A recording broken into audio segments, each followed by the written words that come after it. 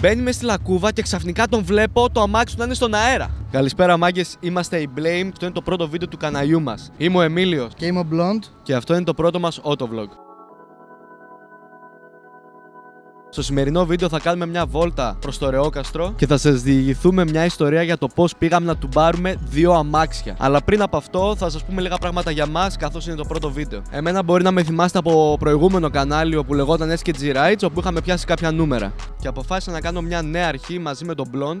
Και από εδώ και πέρα θα ανεβάζουμε κάθε εβδομάδα από ένα καινούριο βίντεο. Έχουμε πολλές ιδέες στο κεφάλι μας και πιστεύω ότι μπορούμε να τις υλοποιήσουμε πολύ σωστά. Με τη χρήση του εξοπλισμού που έχουμε και τις γνώσεις μας στο μοντάζ, πιστεύουμε ότι θα βγάλουμε ένα πολύ σωστό αποτέλεσμα. Θα δώσουμε αρκετό content για... και θα δώσουμε αρκετό content για όσους ενδιαφέρονται να δουν τέτοιου είδους περιεχόμενο. Εγώ οδηγάω ένα Toyota Yaris του 2005, το 1,3 με τα 87 άλογα. Και εγώ οδηγάω ένα Peugeot 206 1400 κυβικά του 2000. Όπου και σε αυτό το αμάξι βρισκόμαστε αυτή τη στιγμή. Τέτοιες ώρες όπου τώρα είμαστε περίπου 3,5 ώρα στους δρόμους στη Θεσσαλονίκη γίνεται χαμός, γιατί όλοι γυρνάνε από δουλειές, σχολάνε τα παιδιά, οπότε γενικά ο δρόμος είναι λίγο περίεργος. Και γίνεται ουσιαστικά ένας χαμός. Εμείς αυτή τη στιγμή βρισκόμαστε στον Εύωσμο και από εκεί πέρα θα ξεκινάει κάθε βίντεο. Σαν παρέα, κάθε βράδυ έχουμε γυρίσει όλη τη Θεσσαλονίκη και κάνουμε βόλτες παντού, οπότε σκεφτήκαμε ότι θα ήταν μια ωραία ιδέα να το κάνουμε και σε βίντεο. Θέλουμε ουσιαστικά να δείξουμε την καθημερινότητά μας, το τι κάνουμε με τα αμάξια, το που πηγαίνουμε και το πώς περνάμε την ώρα μας. Και στην ουσία αυτά που κάνουμε off camera και σαν παρέα τα βράδια θα σας τα δείξουμε μέσα σε βίντεο. Σε κάθε βίντεο σκεφτόμαστε να πηγαίνουμε σε μια διαφορετική περιοχή της Θεσσαλονίκης. Σήμερα θα πάμε προς το Ρεόκαστρο. Και προφανώς υπάρχει λόγος που πηγαίνουμε εκεί πέρα και όχι αλλού σήμερα. Θα το δείτε σε λίγο. Πηγαίνουμε στο Ρεόκαστρο για έναν σκοπό. Στις αρχές του καλοκαιριού, ένα απλό βράδυ, είχαμε μαζευτεί 2 αμάξια και περίπου 7 με 8 άτομα για να πάμε μια βολτούλα. Καταλήξαμε να πηγαίνουμε προς το Ρεόκαστρο σε μια θέα που είναι ψηλά. Και αράζαμε εκεί πέρα και ο φίλος μου, και ο φίλος μας. Ρε, τι κάνεις, γάμο? Και έτσι όπως αράζουμε στη θέα, ο φίλος μας που είχε το άλλο αμάξι λέει πάμε από αυτόν τον δρόμο. Είχε ακριβώς μπροστά μας έναν δρόμο πολύ απότομο που φαινόταν ότι δεν πηγαίνει αμάξι. Οπότε αυτός κοιτάει στο GPS να δει εάν όντως πηγαίνει αμάξι και βλέπει ότι πηγαίνει. Οπότε ξεκινάει να πηγαίνει και εγώ τον ακολουθάω. Μεγάλο λάθος. Με το που μπαίνουμε στο δρόμο είναι απότομη κατηφόρα, με λακκούβες πάρα πολύ, χωματόδρομος, όπου το αμάξι με το ζόρι πηγαίνει. Πρέπει να έχεις δηλαδή 4x4 ή off-road μηχανή. Και εμείς με τα αμάξια μας, εγώ με το Yaris και αυτός οδηγάει ένα Fiat Panda, δεν πήγαινε. Συνεχίζουμε λοιπόν την πορεία μας. Προφανώς ήταν καθοδικός. Και αφού προχωρήσαμε λίγο, συνειδητοποιήσαμε ότι δεν είχαμε άλλη επιλογή από το να κατέβουμε από αυτόν τον δρόμο. Διότι ο δρόμος ήταν πάρα πολύ κατηφορικός και χωματόδρομος, οπότε με την όπισθεν δεν μπορείς να γυρίσεις με τίποτα και αναστροφή δεν μπορείς να κάνεις. Και δεν είχαμε και χώρο ώστε να γυρίσουμε. Οπότε η μόνη επιλογή ήταν να το κατέβουμε όλο. Ήταν περίπου 2 χιλιόμετρα δρόμος, απότομος δρόμος. Και όσο κατέβαινες γινόταν χειρότερος. Φτάσαμε σε ένα σημείο που φαινόταν η έξοδος, δηλαδή βγαίναμε σε κεντρικό δρόμο. Πριν φτάσουμε στην έξοδο όμως που φαινόταν ο δρόμος. Και ο δρόμος είχε πολύ απότομη κλίση. Εκτός από αυτό,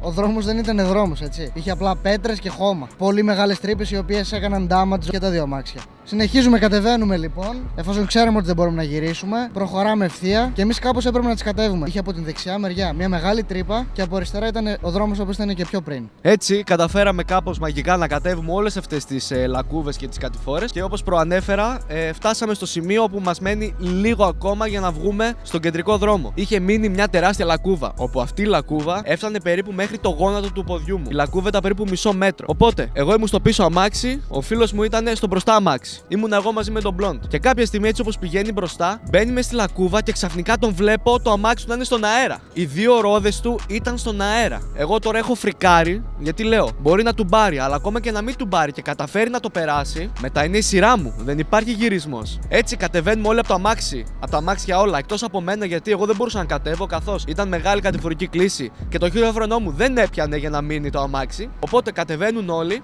μπαίνουν μες στη λακκούβα και κρατάνε το αμάξι όλοι έτσι. Όλοι κρατούσαμε το πάντα για να μην πέσει. Το κρατούσαν όλοι μέσα από τη λακκούβα για να μην του πάρει. Και έτσι σιγά σιγά που είναι στις 2 ρόδες το αμάξι, κρατάνε 5 άτομα από την αριστερή πλευρά το αμάξι. Και αυτός πηγαίνει σιγά σιγά για να βγει από τη λακκούβα. Στην τελική, μετά από ένα 15 λεπτό που πήγαινε, τα κατάφερε και βγήκε. Και τώρα έρχεται η σειρά μου. Έρχεται ένας άλλος φίλος μου και μου λέει: μην μπεις με τον τρόπο που μπήκε ο άλλος μέσα. Λέει: θα πας από λίγο πιο αριστερά. Και εγώ τώρα τον ακούω. Λέω: εντάξει, θα μπω λίγο πιο αριστερά.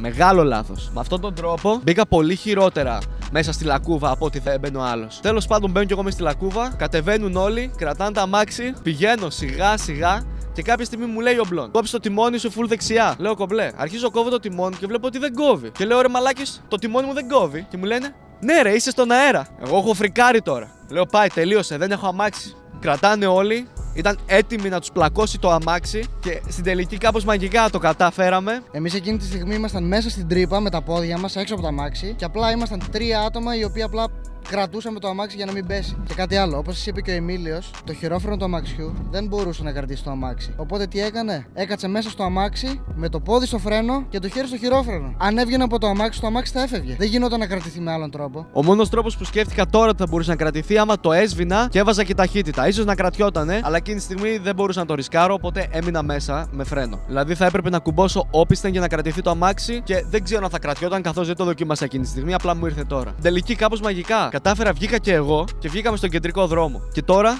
θα σας δείξουμε ακριβώς τη λακκούβα, την τεράστια. Το μεταξύ τώρα στο Ρεόκαστρο έχει απίστευτη κίνηση όπως βλέπετε. Όχι. Τώρα πάει δεξιά από εδώ. Κάτσε ρε μαλάκα, δεν βλέπει ρε μαλάκα. Τι έκανε τώρα? Μαλακία έκανε. Αφού δεν βλέπεις. Μας κοροϊδεύεις? Έστριβε. Και δεν κοίταξε από εδώ. Ναι, αντί να περιμένει να στρίψεις. Μαλάκα. Εγώ θυμάμαι, είχαμε σταματήσει. Δεν σε παίρνει, μπρο. Δεν σε παίρνει, μπρο. Δεν σε παίρνει, ρε. Απίστευτο.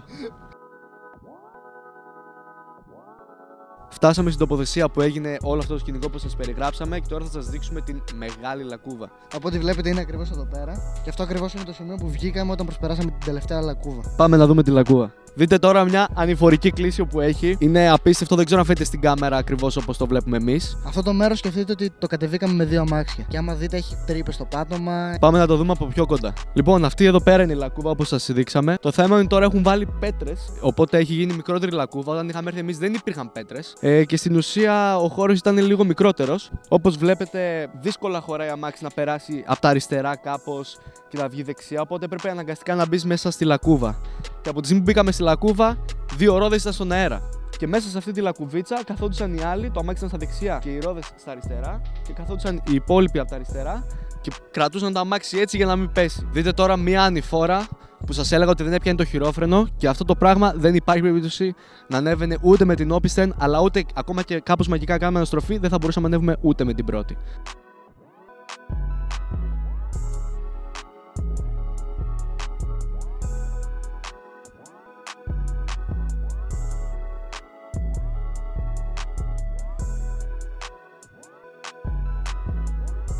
Καταλήγουμε σε αυτήν την τοποθεσία που όλα ξεκίνησαν και πήραμε αυτήν τη συγκεκριμένη κατηφόρα και καταλήξαμε εκεί πέρα που σας δείξαμε πριν στο βίντεο. Οπότε κάπως έτσι θα κλείσουμε αυτό το βίντεο. Ευχαριστούμε που παρακολουθήσατε το βίντεο. Κάντε ένα like αν σας άρεσε. Ένα subscribe για να ενημερώνεστε για όλα τα επόμενα βίντεο του καναλιού μας. Κάντε και ένα σχόλιο για να μας πείτε τη γνώμη σας. Θα τα πούμε στο επόμενο βίντεο. 1, 2, 1, 2, 1, 2. 1, 2, 1, 2, 1, 2, 1, 2.